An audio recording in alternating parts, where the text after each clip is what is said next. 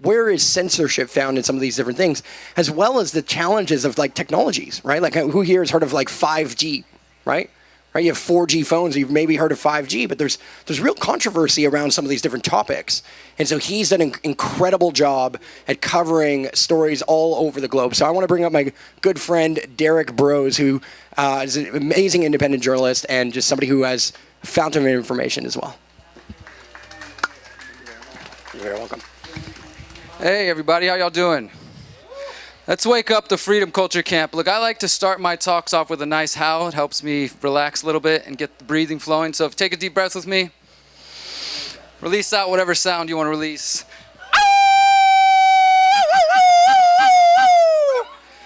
All right. I'm here to wake you guys up a little bit. I want to first say thanks to Mark, thanks to Garrett for inviting me. Of course, thank you to David Casey, who just talked about blockchain. And as Mark said, he's doing all kinds of great work in different areas. So 12 minutes to share some really important ideas. Let me get a couple commercials out of the way. I have some books and shirts for sale. If you're interested after you hear what I have to share, come say hi. I have an hour-long talk tomorrow on Sunday on the Village stage at 3:30. It'll be much more in depth. Not at all about what I'm about to talk about, completely unrelated, but you might be interested in that as well. And so, as Mark said, I've focused a lot through independent journalism, on technology, surveillance technology, decentralization, blockchain, 3D printing, you name it, as well as trying to expose some of the corruption and some of the darkness in our world. And I think it's interesting. I love that I get to follow David, and that I noticed the two talks after me are about how blockchain is going to change the future, how blockchain is going to empower humanity. And so David just kind of went over some of those examples of talking about currency. We're already starting to see the health industry look at blockchain and how they can use the technology in just a number of different ways that we just can't even fathom yet, how blockchain and these decentralized technologies will underpin the world of the future. And part of this world of the future is what is known as the Internet of Things. Is anybody familiar with this term yet? The Internet of Things? So the Internet of Things is quickly coming into reality. And essentially what it is we're moving past the phase where you have your smartphone and a laptop. We're moving towards the phase where everything is going to be interconnected, where you're going to have the smart fridge, the smart home, the smart light poles, the sensors in the street that allow for driverless autonomous vehicles, the robot assistants, virtual reality, augmented reality, all these things that many of us growing up watched in TV and movies and thought, wow, I can't wait for that to happen. We are on the cusp of that reality. And that is what is known as the Internet of Things, which is essentially the interconnected world of tens and thousands of sensors that will allow this futuristic world to come into fruition. And for a lot of the beautiful things that some of us are waiting for, and there's a lot of entrepreneurs that are waiting for this reality to take place so that they can create new businesses and innovate and lots of exciting stuff. And so you're gonna hear all about that from the next two speakers. I'm gonna contrast that and tell you guys about the downsides, the scary sides of these technologies, all right? These are things that I think more of us need to take into consideration, especially as, whatever generation you're a part of. I don't wanna assign a category to you, but we're all here looking for answers, right? Who came to Envision looking for solutions and to learn? Anybody? Anybody other than me? I thought so, right? We're looking for ideas on how we can change the world and how we can be prepared for the future world that's coming in. So as we have this Internet of Things that we're moving into, how does that take place? How do we move to the Internet of Things? The way we do that is something that is known as 5G. So 5G stands for the 5th generation of cellular technology. We're currently in 4G. This is what your phones are typically running on, except for out here in the jungle. So just to give you a little brief background, 1G, regular phone calls. 2G, phone calls and texts. 3G, phone calls, texts, and video. 4G, streaming, fast video, downloads, everything that you've become accustomed to. 5G, what the industry is saying is we're gonna have speeds 1,000 times faster. There will also be, that thing is really loud. We're going to have thousands of times faster downloads, supposedly, and we're going to have this world, like I said, with driverless cars, robot assistants, virtual reality, augmented reality, where you imagine you have a little contact lens, and as you walk around, it scans everything in your environment. Instead of you having to pull out your phone and say, Google, tell me what that is, it automatically scans, it tells you, on a heads-up display what kind of tree you're looking at, or looks at a person and tells you what public information they have available. So there's a lot of really interesting aspects to this, and typically the way I've seen it as a journalist focusing on technology is a tool, just like anything else, right? It's a neutral tool. In the hands of the free people, it's decentralization, it's localization, it's empowerment, it's freedom, it's propelling humanity forward. In the hands of, say, the corporations in the state, it's surveillance technology, it's control, it's taking away freedoms, it's limiting those things. And that is where we find ourselves. We find ourselves on the crux of this brave new world that we're entering. And it's quite scary to see, for one, the amount of silencing that is attempting to take place from big wireless, I'll just call them that, for those of us who choose to speak out. So let me tell you a little bit of the concerns about 5G and about the Internet of Things. Again, I'm contrasting everything you're going to hear after me about how the world is going to be so much better with blockchain and with all these kinds of things. As we move into 5G, which 5G is not just going to be a simple change like going from 3 to 4G.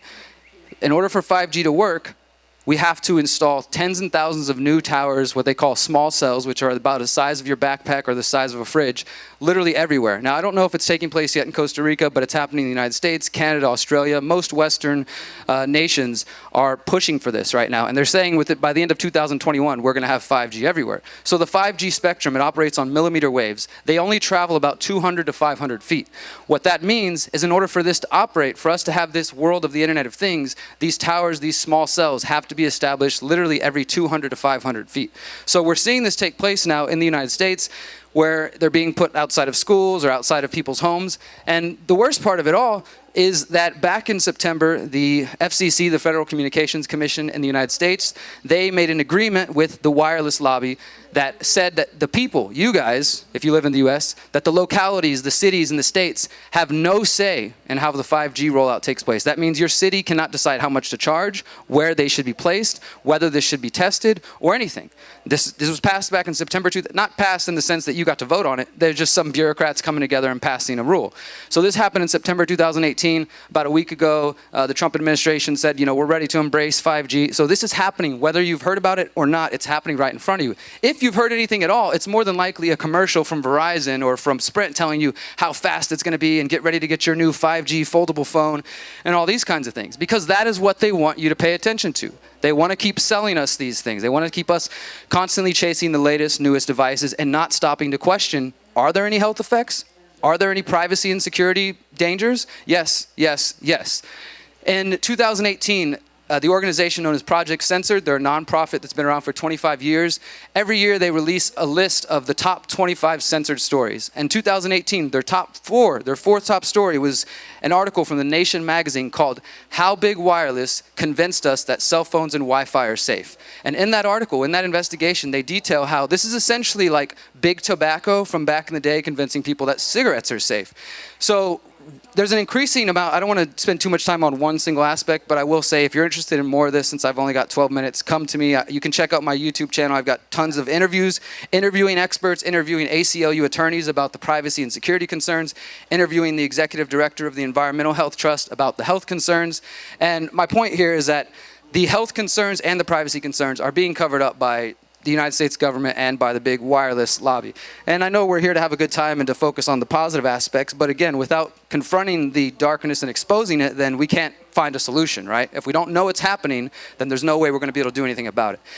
So this is taking place in Houston, where I'm from. Houston is one of the first test rollout cities, and that's kind of why the guys invited me to come here. I've been going to city council for the last 6 months and just presenting them with information, bringing them studies, and bringing them more and more data. And they keep just ignoring me and laughing at me. But what I do is I rip that little video off the city's website and I load it up to my YouTube channel, and now those videos are getting hundreds of thousands of views, and they're waking more people up, and I'm getting people from all over the world saying, hey, help me, I want to organize in my city. How can I do something about this? Tell me more about this.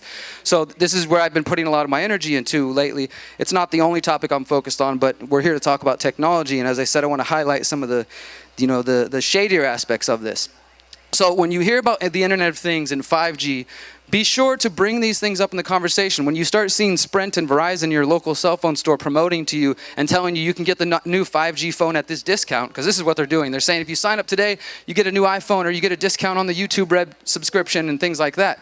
Ask them, hey, I heard that there were some privacy concerns, some health concerns. Do you know anything about that? More than likely, they're going to say no, or they might not even be informed, and that's an opportunity to present them with some information. It does seem, at least in the States, because of that federal rule I just mentioned, that there is, and I hesitate to ever say this, literally nothing we can do to stop it.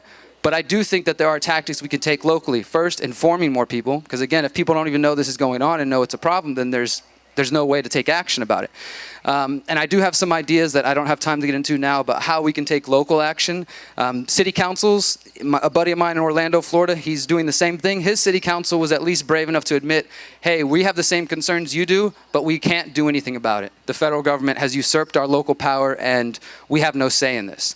So 5G, the Internet of Things, blockchain, a lot of these technologies have the ability to erase any little bits of privacy that we have.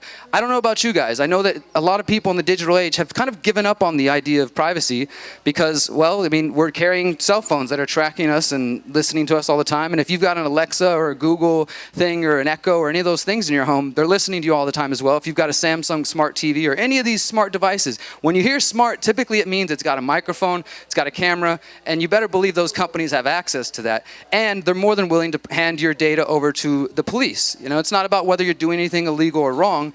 It's just that if you look through history and you look at any historical conflict, the moment that the people lose privacy, that's one of the last bits of freedom that we have before things go horribly wrong. Because back in the day, it was people were afraid that the soldiers were going to be quartered into your house and that you would have no privacy, you had no say in whether or not the king sent a troop into your house. Well, now they don't need to do that. They just give you a smart TV, just like 1984. Anybody read 1984? Winston talked about the telescreens that were on the screen and you never knew if it was listening or watching. You had to go over here in the corner and smoke a cigarette and all kinds of things like that, right? We are moving into that age very quickly, and it's because we are embracing the technology. The only other aspect I want to mention as well is social media and the kind of influencer culture, how this ties in there. Last year I was here speaking on this stage talking about decentralized social media alternatives. And the last year I've abandoned Facebook, abandoned Instagram, abandoned most of the traditional platforms. The only one I'm still using is YouTube because I'm trying to support not only blockchain-based alternatives, but just more decentralized alternatives. There's Steemit. Has anybody heard of Minds.com? Check out Minds.com. Everybody make a note. Minds.com is an alternative. If you ever watch Joe Rogan Experience, the founder of Minds was just on Joe Rogan's show like last week. His name's Bill Ottman. He's a very accessible, very open guy. He wants to hear how he can make a platform that we will use, that we will embrace. You're never going to get that from Mark Zuckerberg or these people who are making millions and billions of dollars off selling your data. I was using that platform for 10 years, using it to spread information, to organize tours, to spread ideas, and I never got a dime from them. Now I join Minds, and it's decentralized, blockchain-based, where people can wire you tokens, like he was talking about Ethereum tokens, and I can use those tokens to boost my work to more people, right? There's no ads on there. They're not selling your data, and I'm not out here just to promote Minds. My point is that there are alternatives that exist, but if we choose to stay on those mainstream platforms, then nothing's going to change, right? So I see a lot of the Instagram culture. You guys have probably heard about Fire Festival, and we're seeing some of the downsides of the influencer culture, right? The last thing I want to say about that is that these corporations who, again, are lying to us about the Internet of Things, lying to us about the dangers of 5G, and also using social media to steal and harvest our data and sell it, they also are essentially trying to turn each of us into corporate advertisers. They're going after micro-influencers, people with less than 10,000 followers, and saying, hey, promote this ad to your people, promote this product to your people. They want us to sell things to each other all the time. And some brands are worth selling and worth promoting. But at the end of the day, I think that they've found a new strategy.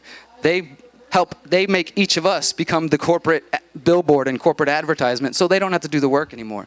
So yeah, I just wanted to share. I don't know where I'm on time. I think I'm probably done. Yeah, just want to say, consider the downsides of the beautiful technology that we have, and don't accept it blindly. Thank you guys so much.